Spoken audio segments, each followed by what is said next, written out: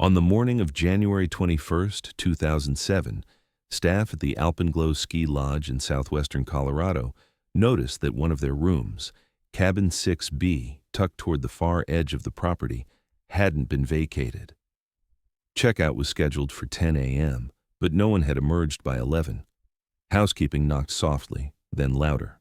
No answer. The car registered to Lauren and Ben Tisdale, a couple from Denver, was still parked in the lot, lightly dusted with snow. The room key was still hanging on the wall hook inside. Their boots were dry by the door, their coats missing, but their bags, cell phones, and wallets remained neatly placed. It looked like they'd stepped out for 5 minutes and never returned. By noon, the front desk had made 3 unanswered calls to the room. By 1, a maintenance worker unlocked the door. Nothing inside suggested a struggle. Nothing seemed disturbed. And yet, there was no sign of the couple.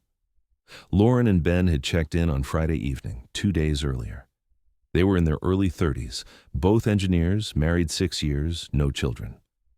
According to the lodge's receptionist, they had requested a quiet room away from other guests. They'd been friendly, if reserved. Staff remembered them coming down for dinner around 6 p.m. both nights, chatting casually with the server about trails and snowpack.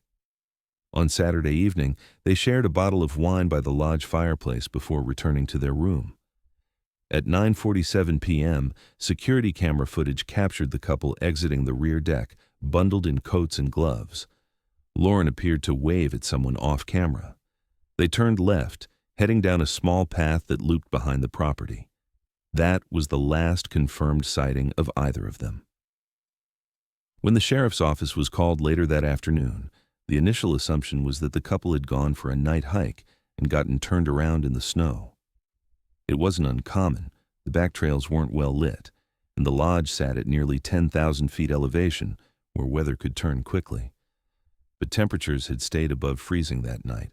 Visibility had been decent, and there were no signs of fresh snowfall or windstorms that would explain sudden disorientation. Deputies walked the immediate area, followed by volunteers and dogs from the county search and rescue team. The dogs caught no scent beyond the gravel lot. No footprints were found beyond the first 200 yards from the rear deck. It was as if Lauren and Ben had stepped into the dark and vanished mid-stride. The couple's families were contacted by that evening.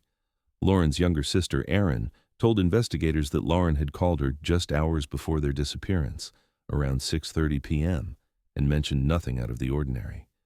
She said they planned to take one last walk before packing up. Ben's father confirmed receiving a text from his son around 7:15 p.m., showing a blurry photo of the moonlit ridge behind the lodge. The caption read, "Last hike of the weekend." There was no indication of distress. Their phones, however, were later found inside the room, fully charged, lying on the nightstand. That detail shifted the timeline. If they had gone for a hike after dark, they'd left without GPS, without lights, without communication. For 2 engineers, both experienced hikers, that didn't make sense. By day 3, helicopters had begun flying over the ravine behind the property, using infrared sensors to scan for heat signatures or movement. Nothing. Deputies interviewed all 12 other guests staying at the lodge that weekend. None reported anything suspicious. One woman recalled hearing what she thought was a thump outside her cabin around midnight, but brushed it off as snow shifting from the roof.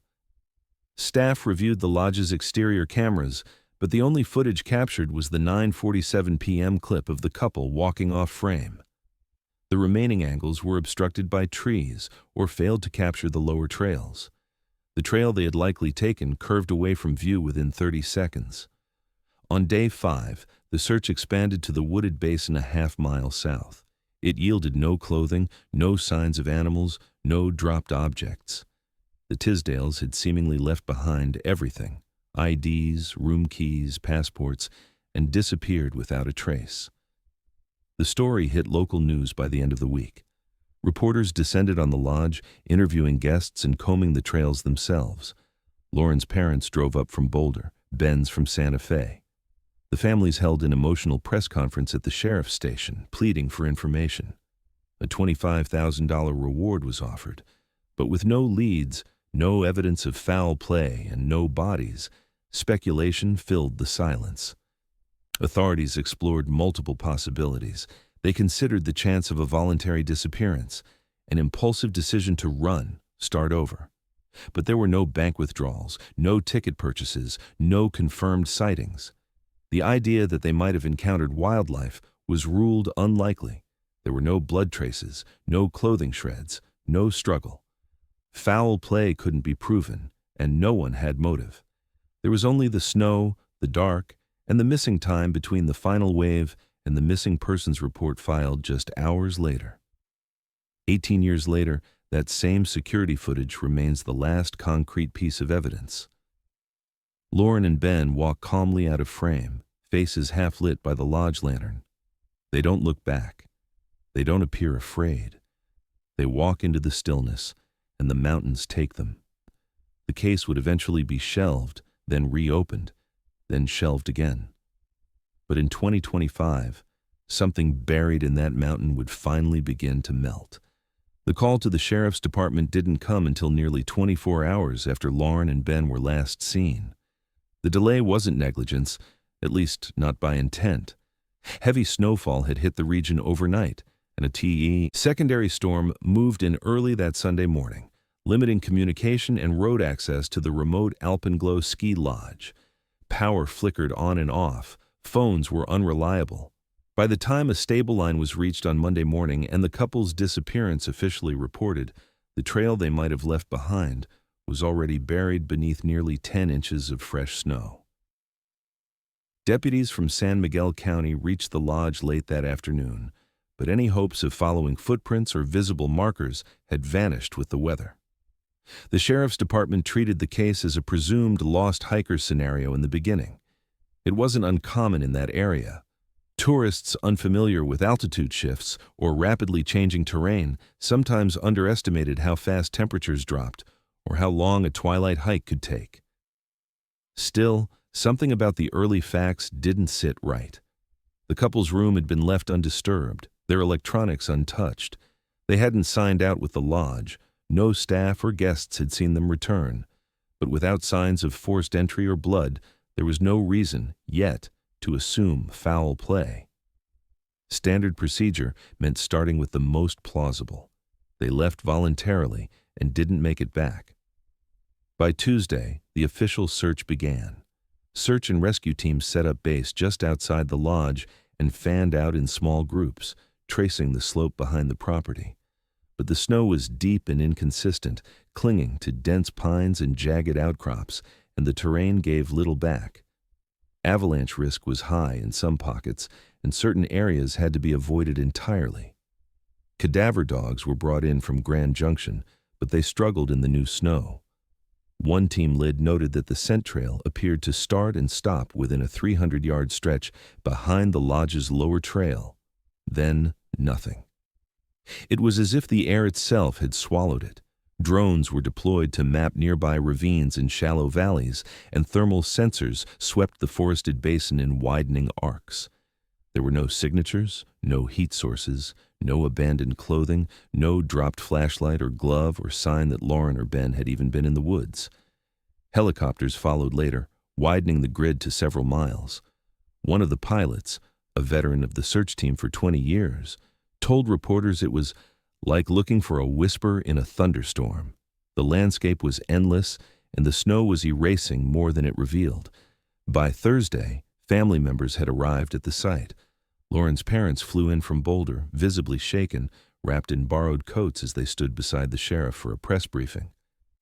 Ben's younger brother came from Arizona, offering to join the search teams himself.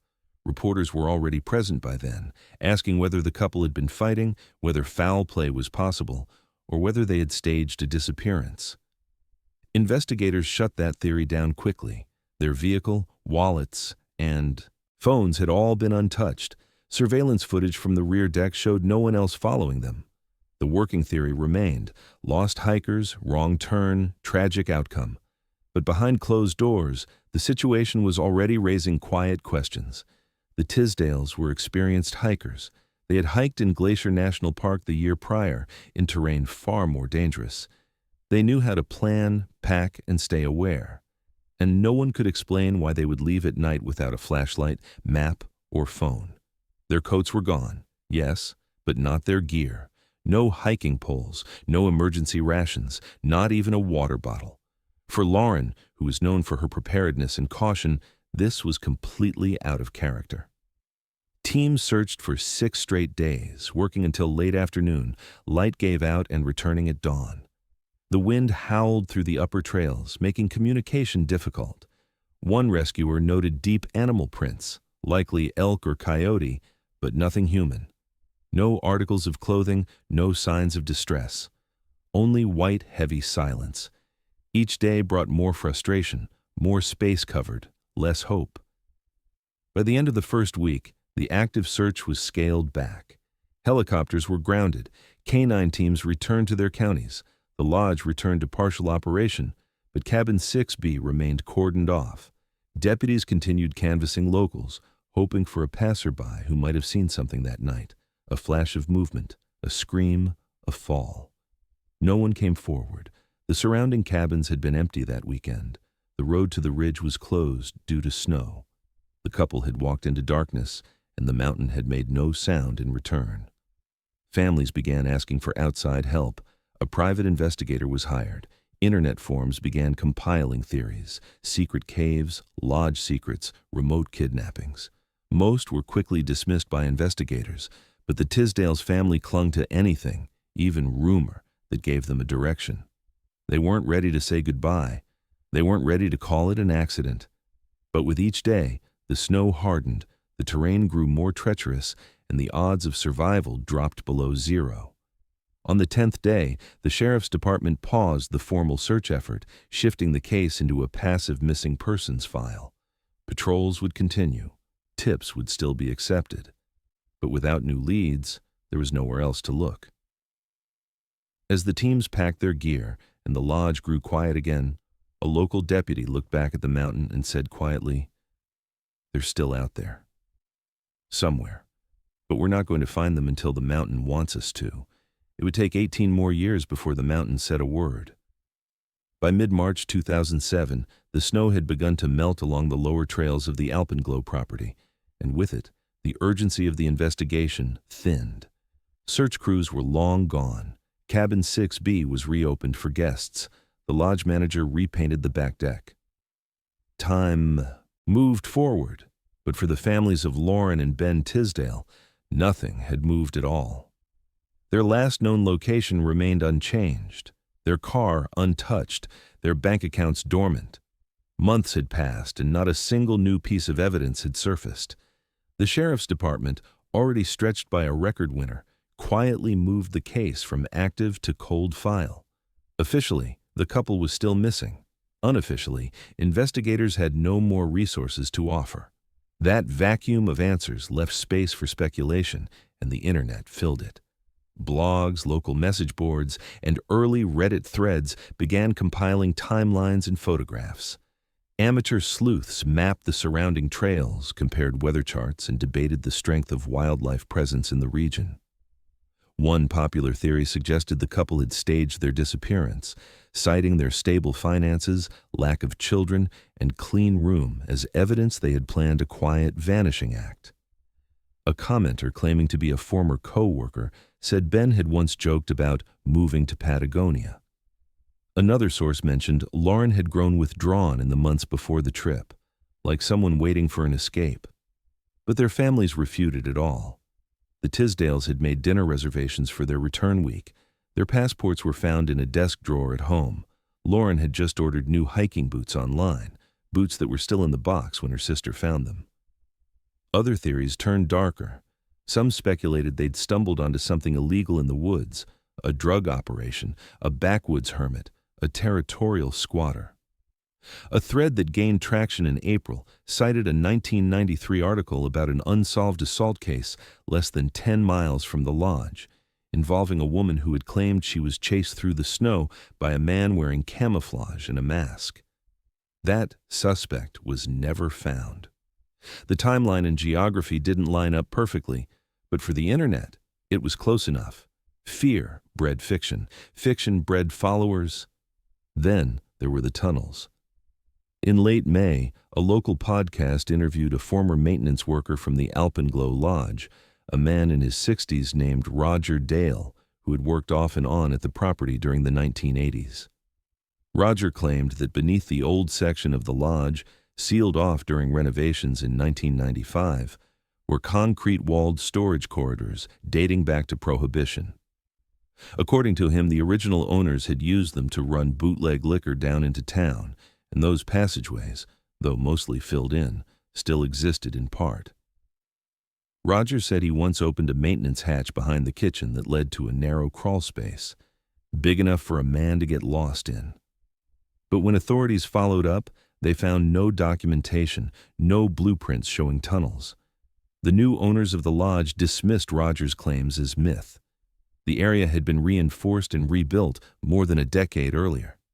Any crawl space he remembered was likely filled in or destroyed. Without evidence, the theory was discarded. Still, the story stuck. YouTube videos with titles like "Secret Tunnels Beneath the Lodge" racked up thousands of views. Some viewers claimed the footage of Lauren and Ben walking off the back deck looked strange. The angle of their shoulders, the way they turned left as if someone had been waiting.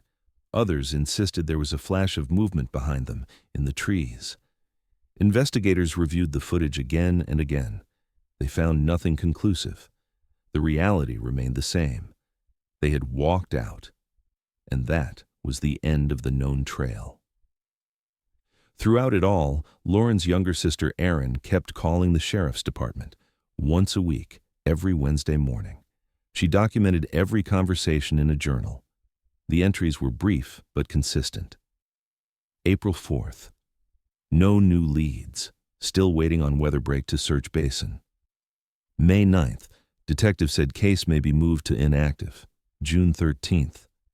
Asked again about dogs. Told nothing new. By August, her calls were no longer returned. When she showed up in person, she was told the department was handling dozens of active cases and had no staff dedicated full-time to a cold file. She asked about private excavation, thermal scans, cadaver dogs.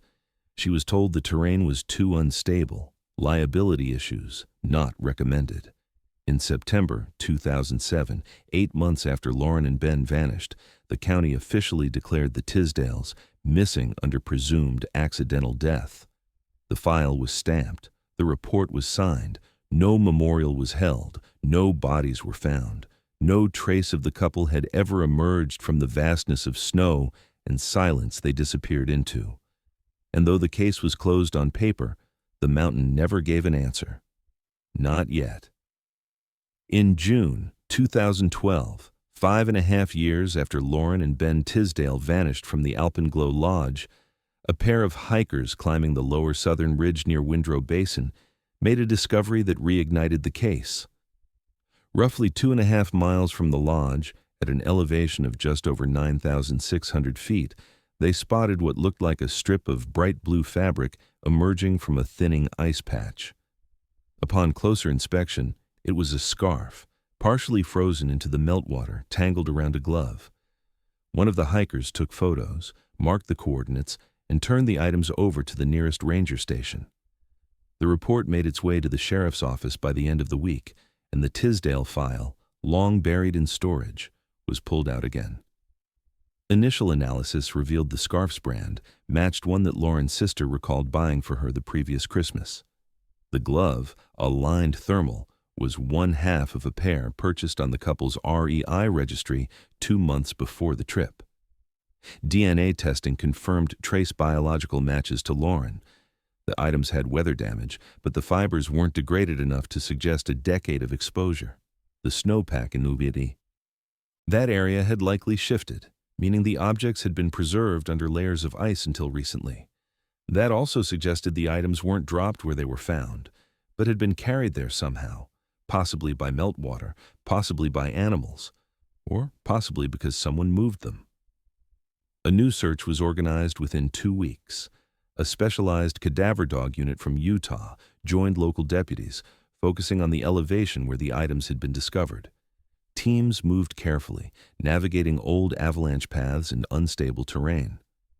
On the third day, one of the dogs gave a focused alert, tail stiff, pawing at a shallow snow pocket near a drainage slope that emptied into the ravine below. The area was flagged, cordoned off, and marked for excavation. Investigators and forensic techs were brought in, but digging yielded nothing. No bones, no clothing, no disturbed sediment or trace biological material, just compacted snow and runoff debris. The dog's alert had been precise, but the target was gone. Whether it had once held remains or not could no longer be proven. That summer, several other anomalies were noted. A trail marker had been dislodged further down the ridge, and a small ledge nearby had collapsed from recent melt. Park rangers found evidence of rockfall and old snow shifting through a seasonal thaw. It was enough for investigators to propose a working theory. Lauren and Ben may have fallen into a snow basin or hidden crevasse, either the night of their disappearance or shortly after, and their bodies, buried in deep snow, remained hidden.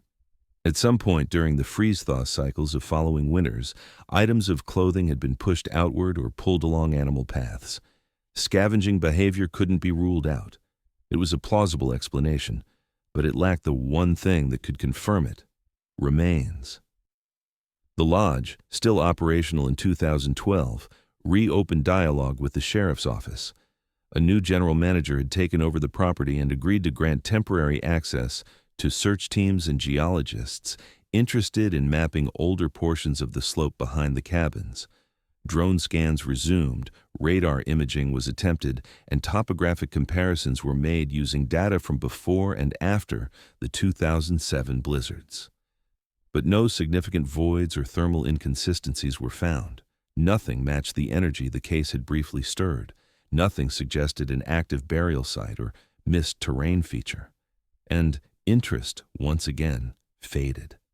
By September, the sheriff's department issued a short press release. The items found were confirmed to belong to Lauren Tisdale, but no further physical evidence or human remains had been recovered. The couple's legal status as presumed deceased remained unchanged. The file was updated with the new coordinates, logged under supplemental evidence, and the team reassigned. In October of that same year, the Alpenglow Lodge closed for its first major renovation in over a decade. The original ownership group sold the property to an investment firm, and construction permits were filed for updated cabins, improved insulation, and structural work on the older rear decks. During demolition of several guest rooms, including Cabin 6B, workers removed foundation beams, subfloor panels, and electrical components. Nothing unusual was found. But the space where the Tisdales had last stayed was stripped down to wood and stone, leaving no trace of what had once happened there, or what hadn't.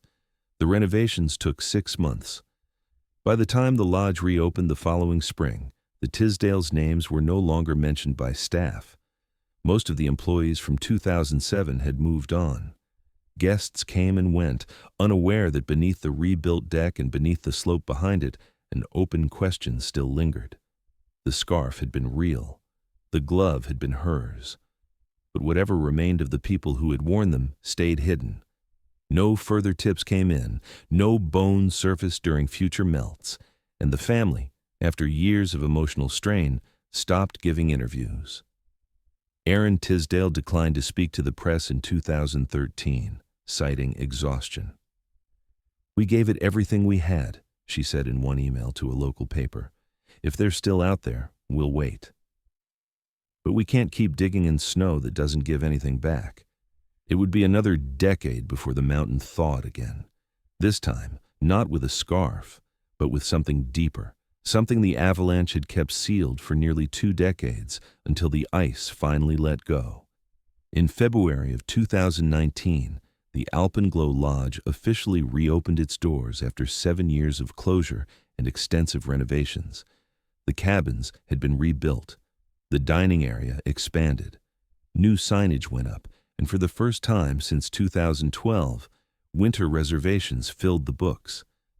But with its return came renewed attention from local reporters who hadn't forgotten the unsolved case that had once dominated headlines. The disappearance of Lauren and Ben Tisdale, once a slow-churning mystery buried in the snow, was back in public conversation. And this time, it wasn't just nostalgia driving it.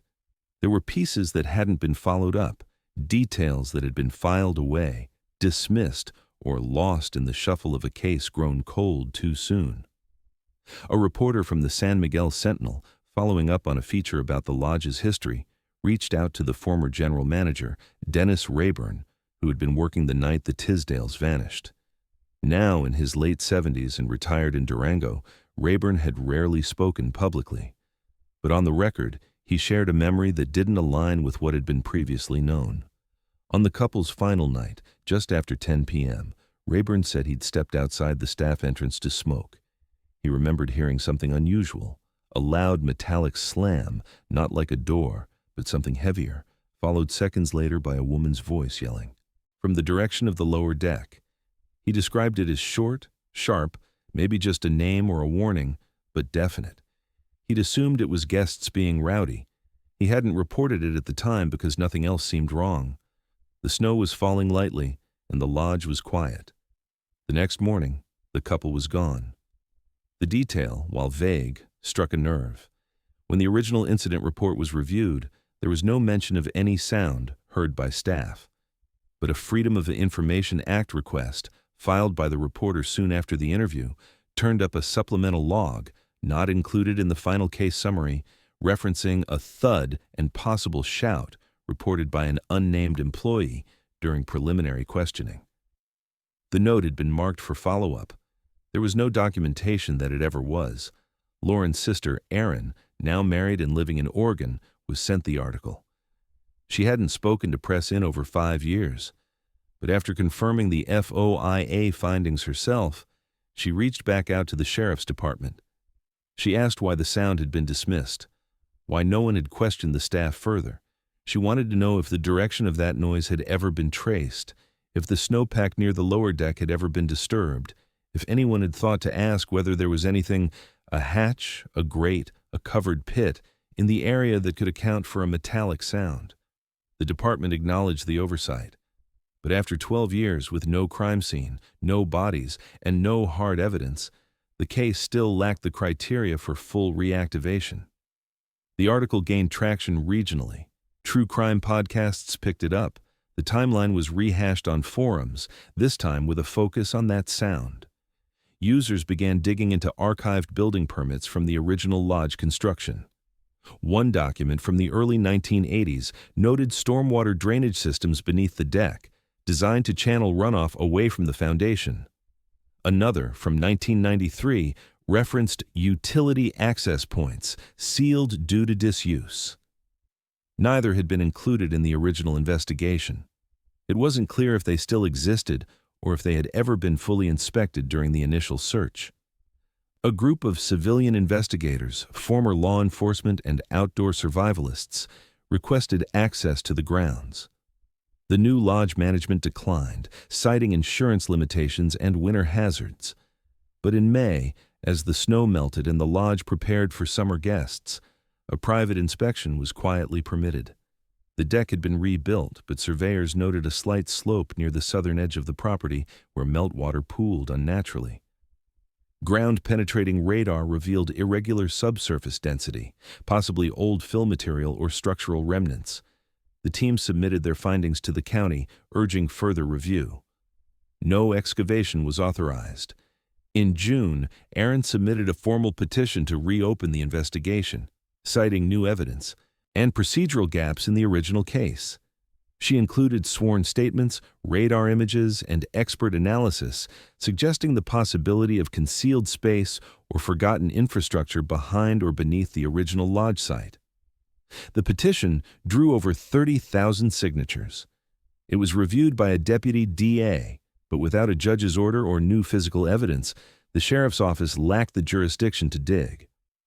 The frustration settled back in. The case hovered between closed and open, known and unknown. And yet, something had shifted. For the first time in years, the idea that Lauren and Ben's disappearance had a physical origin, a noise, a trap, a hidden place beneath the snow, no longer sounded like conspiracy. It sounded like a missed step. one that might have mattered, one that might still be buried in the cold earth beneath the lodge. And as the next winter approached, the terrain would once again begin to shift, revealing or sealing what had been overlooked for far too long. In late August 2024, an independent team of environmental geologists arrived at the southern edge of the Alpenglow property to finalize a research project unrelated to any missing persons case. Their work focused on the rate of glacial retreat and subsurface thaw across the San Juan Mountains, following an unprecedented stretch of summer heat. As part of the data collection process, they ran a series of ground-penetrating radar scans along the southern slope of the property, near the basin where runoff typically pooled in early spring. The scans weren't intended to investigate the Tisdale disappearance. But what they found changed everything. Beneath the upper crust of sediment and ice, approximately 18 feet below the surface, the radar revealed an elongated hollow, over 40 feet long and irregular in shape. It wasn't marked on any geological or construction map. A narrow entrance once connected the chamber to a slope leading up toward the tree line, but that entrance had been filled in by multiple snow layers, likely from recurring avalanches. The ice layers sealing it showed compacted density consistent with nearly 2 decades of seasonal movement. The team, unsure of what they were seeing, consulted structural specialists. The consensus was that it had once been an open cave or natural pocket, possibly formed by trapped meltwater, and then resealed by heavy winter events. Its isolation made it nearly undetectable until the surface had softened enough to allow for deeper scans, and based on the sediment layers surrounding it, the cavity would have been briefly accessible sometime between late 2006 and early 2007. The discovery raised immediate flags. Though not forensic scientists, the team was aware of the long unsolved Tisdale case and contacted the local authorities. The sheriff's department, now staffed with entirely new personnel, reviewed the data and consulted Avalanche experts. They confirmed the geological timeline matched. The exact winter Lauren and Ben disappeared. The depth and isolation of the cavity suggested it had remained untouched for years, preserved by pressure, shielded from moisture, and insulated by terrain. In theory, it could have been a fatal trap, the kind that erases everything. In early September, a request was filed to initiate a controlled excavation. Accessing the cavity would require seasonal timing, minimal surface disturbance, and safety clearance from multiple agencies. The area had steep incline risks, and the approach trail had to be recut. The dig was set for late October, just before the first major snowfall. It would be the first sanctioned excavation related to the case since 2012. For Lauren's sister, the news was difficult to process. After 17 years of silence, the idea that something, anything, might still be there reopened old wounds. She declined interviews, stating only that she would be present if recovery teams found anything. For investigators, the renewed effort carried its own weight. It wasn't a recovery mission yet. It was a possibility, a theory, one that had evaded them simply because no one had looked in the right place at the right time. In preparation, drone teams surveyed the slope, identifying the least risky access route. Ice core samples confirmed internal air pockets still existed, a sign that the cavity hadn't fully collapsed. Engineers reinforced the surface zone, and forensic personnel were placed on standby. No one knew what they'd find. The chamber could be empty, it could be natural, or it could be where everything had ended. The night before the dig, snow fell lightly across the basin, a warning that the window was closing fast. But the crew pushed ahead, hauling gear up the incline before dawn. With each layer removed, the shape of the chamber became clearer. Compact snow, hardened ice, sediment that hadn't shifted in years. And in the final hours of daylight, one of the diggers, kneeling at the cavity's narrow edge, felt the ice give way beneath his hand. Cold air rushed upward. The cavity was real, and it wasn't empty. The search team backed out to assess stability. Cameras were lowered into the opening. The footage showed a wide chamber, partially collapsed on the far end, but with preserved features, a fractured wooden beam, scattered debris, and something that looked like fabric caught beneath a block of ice. The footage was immediately reviewed by forensic staff, who requested clearance to proceed the next morning with structured entry. The dig would pause overnight to ensure safety. For those who had followed the case from the beginning, the footage was a silent scream. It wasn't proof. Not yet. But it was the first time in nearly 2 decades that something physical, something solid, stood between silence and closure. A space that shouldn't have existed, sealed by weather, missed by every scan and every search, and possibly holding the truth about what happened that night in 2007 when Lauren and Ben Tisdale stepped off the deck and were never seen again. Excavation began on the morning of August 19th, 2025, just before sunrise. The weather held steady, barely above freezing, and the snowpack on the upper ridge had thinned just enough to allow controlled access. The team, a coordinated mix of structural engineers, forensic specialists, and search and rescue veterans, worked in silence. No press, no cameras, just the steady pulse of shovels, ice drills, and breath clouds moving through thin mountain air. Within 2 hours, the sealed cavity first revealed on drone footage was fully exposed. Reinforced ladders were anchored into the slope wall, and 2 forensic climbers descended into what had once been a concealed ice cave, buried beneath 17 years of layered avalanche debris. The light from their helmets disappeared into the frozen dark. What they found first wasn't skeletal remains. It was fabric, faded, shredded, pressed flat beneath a slab of snowmelt refrozen ice, a patterned wool scarf, the same design Lauren's sister remembered buying that Christmas. Nearby, a thermal-lined ski boot, size consistent with Ben's, bent awkwardly at the toe as if it had been forced against something solid. Then came the glint, not metal, but glass. A fractured earring, the kind that comes in a set of 2. The other had been found in 2012 near the tree line. This one was still clipped to what remained of the lobe of a disintegrated ear. It was no longer speculation. Lauren had been here. The chamber was roughly 10 feet high, 30 feet long, and 8 feet wide at its thickest point. A narrowing corridor ran southward, sloping downward into darkness. As the forensic team advanced, they came across collapsed timber, rotting boards layered with rusted nails and steel hinges, debris that didn't match the natural rock or terrain. When examined more closely, they realized it had once formed a door.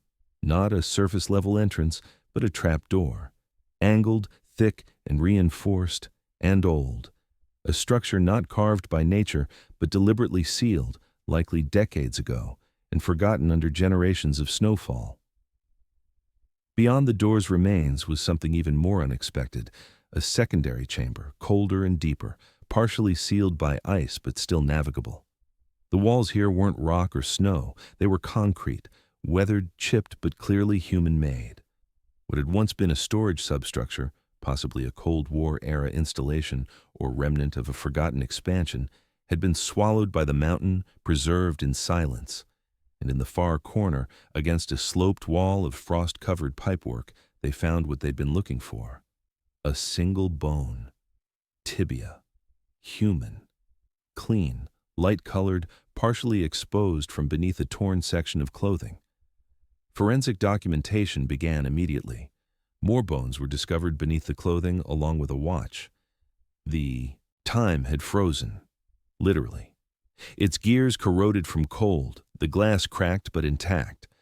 The band was consistent with one Ben's brother confirmed he always wore. They had found both of them, or at least part of them. Preliminary temperature readings of the vault indicated interior cold preservation, just above freezing, even after all these years. A unique pocket where airflow and seasonal seal-offs had slowed decay. Forensic experts theorized that once the couple fell through the weakened surface above, they were injured, possibly immobilized, and never able to escape.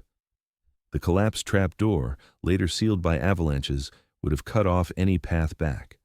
The structure was soundproofed by ice buried in silence. No screams would have carried, no knocks would have been heard. The team cataloged every inch of the space. Along one wall, a metal bracket still hung, holding what looked like a frayed length of nylon rope. On the floor, shattered pieces of what may have once been a flashlight. One had burned out. The other showed battery leakage consistent with extreme cold exposure. In one corner of the chamber, just beneath the ice line, a torn plastic wrapper, protein bar brand no longer sold. A half-rolled thermal blanket. Every item told a sliver of the story. They had survived for a short time, maybe hours, maybe longer, but eventually the cold won. When the remains were finally extracted, they were flown by helicopter under sealed forensic escort. DNA confirmed the identities. The Tisdales were no longer missing, but what happened to them was more complex than a fall or a hike gone wrong. They hadn't simply wandered into danger. They had been trapped inside a structure no one knew existed. A relic hidden in the geography, overlooked by search teams, search dogs, and equipment for nearly 2 decades. Their final hours were spent beneath the very mountain that hundreds of people had combed, and yet no one had heard them. Investigators sent their findings to state and federal officials. Questions remained. Who built the substructure? Why wasn't it mapped? And how close had the 2007 search teams come to this very place? Some of the search perimeters overlapped within a mile, but the ground had been solid then. No sign of disturbance, no indication that beneath the slope, a sealed vault held the truth and the bodies the entire time. And yet, the discovery wasn't the end. Not yet. Because what came next would reveal that someone at some point had known this place was here. Archived property records from the Colorado Department of Natural Resources, obtained 2 weeks after the discovery of the sub-ice chamber, revealed something long buried beneath development permits and layers of ownership. In 1953, the land that now housed the Alpenglow Lodge had been part of a short-lived alpine testing facility, contracted privately by a Cold War-era defense contractor known for designing cold-weather survival gear. According to the EDA declassified blueprints, the site included 2 sealed structures beneath the southern slope, one used for equipment storage, the other a controlled cold environment chamber. The project was decommissioned in 1959, and the chamber was officially marked sealed and backfilled. But later, aerial mapping showed the entrance had merely been covered, not filled. The property changed hands in the mid-1960s, then again in the early 1980s when the lodge was built. Somewhere along the way, its existence faded from memory. The trapdoor above the structure had been reinforced and boarded over, then forgotten, until the snow began to erase history. Investigators brought in structural engineers to assess the chamber's design. The main room, where the Tisdales were found, had reinforced concrete walls, a built-in ventilation shaft, and what had once been a metal stairwell descending from the trapdoor. But the stairwell had long since collapsed, its lower half buried beneath ice and rusted fragments. Forensic analysis of the bones indicated both Lauren and Ben had suffered minor fractures consistent with a fall, likely from above. No head trauma, no defensive injuries, just broken limbs, a sealed door, and exposure. A cruelly passive death made worse by proximity. They had collapsed just feet from the entrance, claw marks still faintly visible on the frozen inner wall. The chamber itself had no active airflow by 2007. The original ventilation shaft was blocked near the surface, either by design or years of sediment. The Tisdales had likely tried the radio found near their remains, a compact battery-powered handheld, but the unit was decades old and showed corrosion on its internal components. It hadn't worked. A second radio, newer, was recovered from their belongings, damaged beyond repair, possibly by moisture. No emergency flares were found, no backup batteries. They were in a sealed concrete vault with no signal, no light, and no idea anyone knew the space existed. Attempts to determine how they'd fallen in remained inconclusive. The original entrance had no handholds or modern framing. Investigators theorized the wooden trapdoor had weakened due to years of freeze-thaw stress and finally given way beneath their weight. With snow covering the surface, it may have looked like any other stretch of trail behind the lodge. One misstep, a fall of 8 to 10 feet, and then darkness. The couple, injured but alive, had tried to climb back out. When that failed, they rationed food, tried the radios, wrapped themselves in their jackets. Eventually, the cold overtook them, death by hypothermia, quiet, isolating, slow. What troubled investigators most wasn't the fall itself, it was what had been missed. In 2007, the initial search perimeter had extended within 300 yards of the site. Dogs passed through, thermal scans flew over.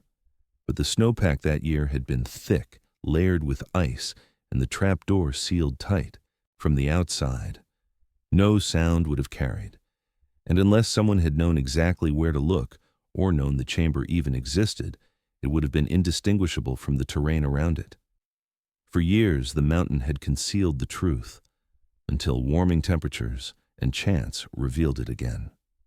Public reaction to the discovery was a mix of grief and quiet outrage. The family released a statement expressing gratitude for the closure, but questioning why the lodge had no record of the structure beneath its property. No signage, no blocked-off area, no historical acknowledgement of what lay underneath. The lodge owners, who had acquired the property in 2012, claimed no knowledge. Construction permits from that era showed no mention of underground hazards. The former owners declined comment. The documents from the 1950s had been sealed in state archives, not made available to the public or subsequent landholders. What should have been a decommissioned relic had instead become a sealed death chamber, and no one had known or admitted that it was still there. The sheriff's office concluded its final report in October 2025. Cause of death, accidental entrapment and hypothermia. Manner, unintentional. Contributing factor, concealed Cold War-era infrastructure. The Tisdale case was officially closed after 18 years. But beneath the closure was a different truth, that something forgotten, sealed decades earlier, had failed just once. And in that failure, it had taken 2 lives. Lives that could have been saved if anyone had remembered what was underneath. Near the end of the report, a quiet note appeared, added by one of the lead investigators. It read, "Door was built to keep something out, but in the end, it just kept them in." And in that final brutal detail, a broken hatch in a mountain no one had bothered to map, the case shifted from a mystery to a tragedy. A silent structure, overlooked. A radio that never worked, and 2 people who had done everything right, except step in the wrong place, at the wrong time. A week after the discovery of the cold chamber and the Tisdale's remains, a secondary sweep of the site yielded one final piece of evidence, a small, water-damaged notebook buried in sediment near what had once been the chamber's far wall. It was badly degraded, the pages swollen from moisture, the cover nearly unrecognizable.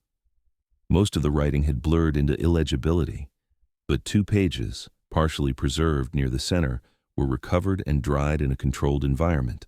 The handwriting matched samples provided by Lauren's family, and in faded black ink, between broken phrases and smeared lines, a few chilling fragments stood out. We dropped through, something gave way, and can hear something above us but no way out. On the opposite page, underlined twice, it read, "The hatch was under the back deck. No one knows it's here." For investigators, the journal confirmed what had been theorized but not yet proven. Lauren and Ben hadn't just stumbled into a natural formation. They had discovered, possibly even partially opened, a hidden hatch beneath the property, likely part of the original 1950s installation. In the snow and darkness, it would have looked like nothing more than a solid patch of ground, but with pressure and time, something had shifted. The wood weakened, the ice thinned, and when they stepped on it, it gave way. Whether the fall rendered them injured immediately or not remains unclear, but what followed was documented, not in precise scientific language, but in the frightened handwriting of someone trying to make sense of something that shouldn't have existed. The line, "heard voices," was especially haunting. Investigators speculated it may have referred to distant lodge guests above, perhaps early morning staff or nearby hikers. The acoustics in the ice chamber would have distorted and amplified noise from above without carrying sound in reverse. If Lauren and Ben called out, no one would have heard them, but they might have heard people walking, talking, living life just feet above them, unable to help, unaware they were even there. The broken radio found near their remains was also revisited. It had been tuned, but not correctly. Post-analysis revealed that had they turned the dial slightly, just one frequency higher, they might have intercepted an emergency signal from the ski patrol 2 miles south. It was a crushing detail. In their final hours, they had done everything they could, but the signal didn't reach, the hatch didn't open, and the cold came fast. Investigators traced the original plans for the hatch. In a 1957 blueprint, it had been listed as a maintenance access point, a backup route in case of electrical failure, but it had been covered with wooden framing during decommissioning and then permanently paved over in 1983 during the first round of lodge construction. No permit referenced it afterward, no inspections flagged it, and when the back deck was extended in the late 1990s, the structure was sealed under concrete footings, invisible to everyone. By 2007, it was a forgotten seam in the snow, hidden behind routine and snowfall. No one knew, no one could have known, but the Tisdales had found it, or it had found them. The journal entries were shared with the family in private. Erin Tisdale, who had fought for years to keep the case open, received copies of the fragments. She chose not to speak publicly, but through her attorney released a statement that read, in part, "They were not lost, they were buried, and they tried to tell us." This was not just a disappearance. It was a silence no one thought to question. The words echoed through the press, shifting the case from a narrative of wilderness loss to one of structural negligence and forgotten history. The lodge, facing mounting public scrutiny, issued its own statement. The current owners, who had purchased the property after the 2012 closure, claimed no knowledge of the underlying structure. They cooperated with investigators and agreed to permanently close access to the southern ridge behind the property.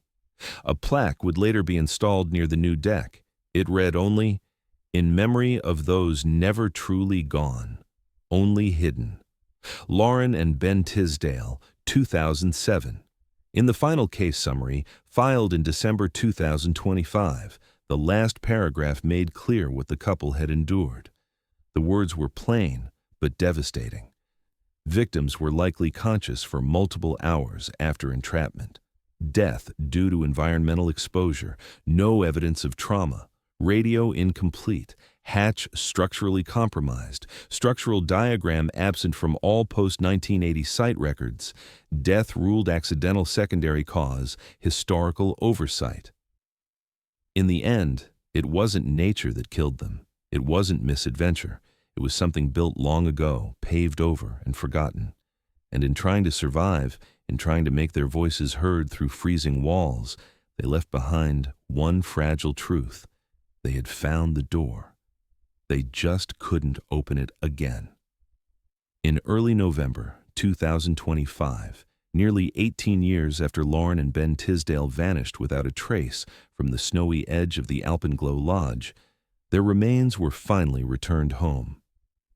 They were escorted under sealed forensic transport from the Colorado State Medical Examiner's office to a small funeral home outside Denver, where their families had gathered quietly, without press, without ceremony, just the way the couple had once lived, together, without spectacle. The coroner's report listed cause of death as hypothermia due to environmental entrapment. No drugs, no violence, no sign of struggle beyond the slow attrition of time, cold, and silence. The bones were preserved remarkably well, a fact owed entirely to the very avalanche that had entombed them. A natural disaster had erased all access to the substructure for nearly 2 decades. But it was also that same frozen barrier that had kept them hidden, intact, and ultimately waiting to be found. A joint memorial was held later that month at a local civic center. There were no eulogies from strangers, no statements from investigators, just close friends and family, gathered beneath framed photographs of the couple taken weeks before the trip, smiles wide, unaware that the mountains would never let them return. Erin Tisdale, Lauren's sister, spoke briefly, reading from the journal fragment that had survived alongside them in the ice. "The hatch was under the deck. No one knows it's here. Her voice didn't waver. By then, she'd spoken those words 100 times, across meetings, interviews, hearings. But reading them in a quiet room, facing her parents, facing Ben's family, brought a stillness to the space that no headline ever had. 2 days later, the Alpenglow Lodge completed the installation of a permanent memorial near the edge of the rebuilt deck. The plaque was mounted on a steel post embedded in concrete, visible to all guests who walked the rear trail. It read, "In memory of Lauren and Ben Tisdale, who vanished here in January 2007 and were found 18 years later beneath the ice. May we never forget what lies beneath flowers appeared within hours. Guests left gloves, scarves, small notes. Some had followed the case for years, others had only recently learned of it. But for those who had passed through the lodge before, the memorial redefined the landscape. It was no longer just a ski retreat or a place to disappear from work and phone reception. It was a place that had held two people in silence for longer than most could bear to imagine. For investigators, the final detail that closed the file was both infuriating and deeply human. The broken radio recovered from the vault had been partially examined during the initial recovery. But after the release of the full forensic report, it was handed over to an independent communications technician, a former emergency radio operator from the local ski patrol, who volunteered to look more closely. His findings were conclusive. The Tisdales had powered the unit on. The frequency was close, dangerously close, to the open emergency band used by patrol teams operating less than 2 miles away. But it had not been tuned correctly. The dial was less than 1/10 off. Had they rotated it slightly clockwise, a motion that takes under a second, the signal would have been picked up. A patrol cabin sat just 1.2 miles away, and that cabin had been staffed every night that week. The technician noted in his report that even basic distress sounds, static, taps, breath, might have registered if the frequency had aligned. The room went silent when he shared that detail with the family. There had been hope within reach, but they hadn't known. They couldn't have known. Cold fingers, limited time, a wall of ice between them and the world. The most advanced survival gear in the world is meaningless when no one knows you're there. The file was officially closed on December 6, 2025. A final statement was entered into the public record. The victims were not lost. They were missed. Their deaths were not caused by negligence on their part, but by the compounding failure of history, documentation, and terrain. The case is resolved, but not forgotten. To this day, no one knows precisely what moment sealed their fate, whether they fell and called out immediately, or whether they explored the hatch curiously, thinking it was part of the lodge, whether they knew within seconds they were trapped, or whether it took hours to realize the door above would never open again. But what is known, and can no longer be denied, is that the place where they vanished was not empty. It was never empty. It simply waited under layers of ice for the right melt, the right scan, the right season. And when the mountain finally let go, it gave them back. Not in time, but just enough for the truth to follow.